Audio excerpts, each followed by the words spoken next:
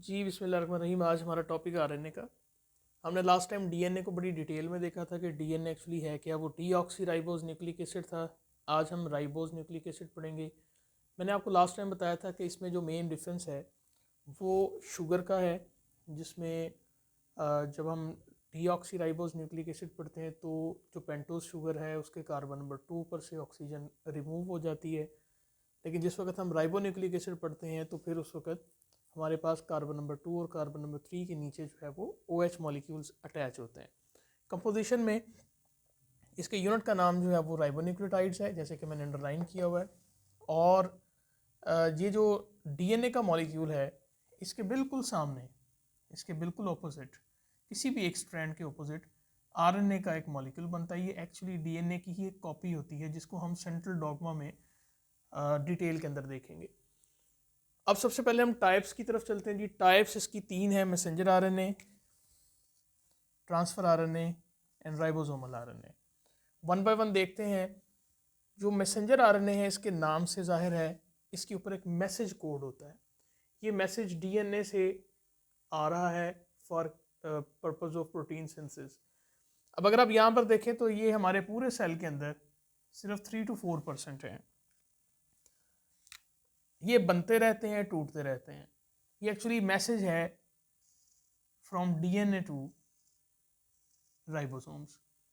अब डीएनए से एक मैसेज आया और किस तरफ को गया? राइबोसोम्स की तरफ। आपने ऑर्गेनेलीज वाले चैप्टर में पढ़ा हुआ है कि राइबोसोम का मेन फंक्शन जो होता है वो प्रोटीन सिंथेसिस होता है। इसका मतलब ये हुआ कि जो मैसेज डीएनए से कोड होके आ रहा है राइबोसोम्स की तरफ, ये राइबोसोम की तरफ इसलिए आ रहा है कि इस मैसेज से प्रोटीन बननी है, यानी कि ये मैसेज प्रोटीन का एक मैसेज है जो ज़रूरत पड़ने पे सेल्स बना के राइबोसोम्स को हैंड ओवर कर देते हैं। इसके बाद ट्रांसफर आरएनए की बात करते हैं जी। ट्रांसफर आरएनए का जो मॉलिक्यूल है वो छोटा साइज का होता है मैसेंजर आरएनए के मॉलिक्यूल से। इसका जो स्ट्रक्चर है वो हेलिकल है, क्लोवर लीफ की तरह का स्ट्रक्चर है। ये मैंने एक डायग्राम बनाई है, बुक में तो डायग्राम इसकी नहीं बनी हुई, लेकिन इसका मेन फंक्शन क्या है 10 to 15% ये सेल के अंदर ओवरऑल मौजूद होते हैं और इसका मेन फंक्शन अमाइनो एसिड को ट्रांसपोर्ट करना है टुवर्ड्स राइबोसोम। देखिए, राइबोसोम का काम है प्रोटीन बनाना, और प्रोटीन किससे मिलकर बनती है? अमाइनो एसिड से। अमाइनो एसिड सेल्स के अंदर बिखरी हुई हालत में होते हैं। फिर ये ट्रांसफर आरएनए क्या करता है, जहाँ पर प्रोटीन बन रही होती है सेल से कलेक्ट करके उस हिस्से की तरफ जो अमाइनो एसिड्स हैं उनको ट्रांसपोर्ट कर देता है। अब ये स्ट्रक्चर जो आप देख रहे हैं, इस हिस्से की तरफ अगर आप पॉइंट आउट करें तो यहाँ पर एक जो मैंने बॉल सा एक स्ट्रक्चर बनाया, ये एक अमाइनो एसिड है। इसका मतलब यहाँ आप अपने ऊपर ये लोड करता है। अमाइनो एसिड लोड करने के बाद जो प्रोटीन सिंथेसिस साइट है यानी कि राइबोसोम, उसकी तरफ ले जाता है। लिहाजा इसका काम है ट्रांसपोर्ट ऑफ अमाइनो एसिड्स। फिर हम बात करते हैं जी राइबोसोमल आरएनए की। राइबोसोमल आरएनए ये न्यूक्लियस के इनसाइड जो हमारा एक न्यूक्लियोलाई या न्यूक्लियोलस मौजूद होता है उसके अंदर ये डीएनए के जो फ्रेगमेंट्स हैं वहाँ से ये ट्रांसक्राइब होके राइबोसोमल आरएनए बनाता है। मैं आपको बड़ी सिंपल बात बताता हूँ। Nucleolus is the factory of ribosomal RNA. हम इसको ये भी कह सकते हैं कि न्यूक्लियस के अंदर जो न्यूक्लियोलस है उसकी वजह से राइबोसोम्स तैयार होते हैं। अब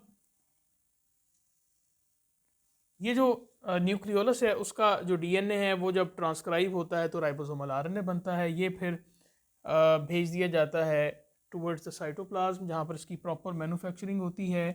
राइबोसोम के हवाले से इसके अंदर प्रोटीन मिक्स होती हैं,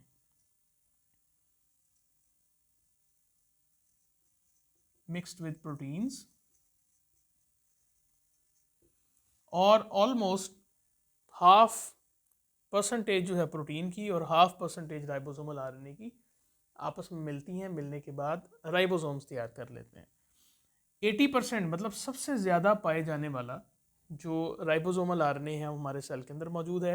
इससे पहले अगर आप परसेंटेजेस देखें तो ट्रांसफर आरएनए सिर्फ 10 to 15% है और मैसेंजर आरएनए 3 to 4% है। इसकी अगर आप परसेंटेज देखें तो 80% आपको जो है वो राइबोसोमल आरएनए जो है वो सेल के अंदर मिलता है। चलें अब हम देखते हैं जी सेंट्रल डॉगमा किसे बोलते हैं, या प्रोटीन की फॉर्मेशन के अंदर कौन से दो स्टेप्स इन्वॉल्व होते हैं, transcription and translation. Transcription actually है क्या, डीएनए से आरएनए का बनना। अच्छा, ये मैसेंजर आरएनए भी हो सकता है, ट्रांसफर आरएनए भी हो सकता है, और राइबोसोमल आरएनए भी हो सकता है। लेकिन जब हम सेंट्रल डॉगमा की बात करते हैं तो हम मोस्टली मैसेंजर आरएनए की बात इसलिए करते हैं कि इस मैसेंजर आरएनए की आगे ट्रांसलेशन होने जा रही है। ट्रांसलेशन प्रोसेस के अंदर क्या होता है, ये मैसेंजर आरएनए भेज दिया जाता है टुवर्ड्स राइबोसोम्स, और राइबोसोम्स के पास जाने के बाद ये मैसेंजर आरएनए डी कोड होता है, इसकी लैंग्वेज चेंज होती है, ट्रांसलेशन होती है, जिसकी वजह से मैसेंजर आरएनए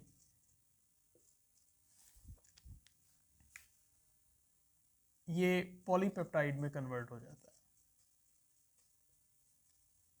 पॉलीपेप्टाइड का मतलब आपको मैंने लास्ट टाइम भी बताया था कि जिस वक्त बहुत सारे अमाइनो एसिड्स आपस में जुड़ जाते हैं, किस बॉन्ड के ज़रिए, ये पेप्टाइड बॉन्ड के ज़रिए जब जुड़ते हैं तो रिजल्टेंट हमारे पास जो चेन बनती है उसे हम पॉलीपेप्टाइड बोल देते हैं। ये पॉलीपेप्टाइड आप ये समझ लें कि प्राइमरी स्ट्रक्चर ऑफ प्रोटीन है। प्राइमरी स्ट्रक्चर ऑफ प्रोटीन को हेलिक्स की फॉर्म में ले जाए सेकेंडरी बन जाती है। कुछ प्रोटीन जो हैं वो सेकेंडरी लेवल पर जाकर एक्टिव हो जाती हैं। अगर इसको मज़ीद ट्विस्ट और बेंड एंड फोल्ड कर दिया जाए विद पर्टिकुलर बॉन्ड्स तो यही सेकेंडरी स्ट्रक्चर टर्शियरी स्ट्रक्चर में कन्वर्ट हो जाता है, और टर्शियरी स्ट्रक्चर में जाके कुछ प्रोटीन्स एक्टिव होती हैं जैसे कि एंजाइम्स हैं, हार्मोन्स हैं।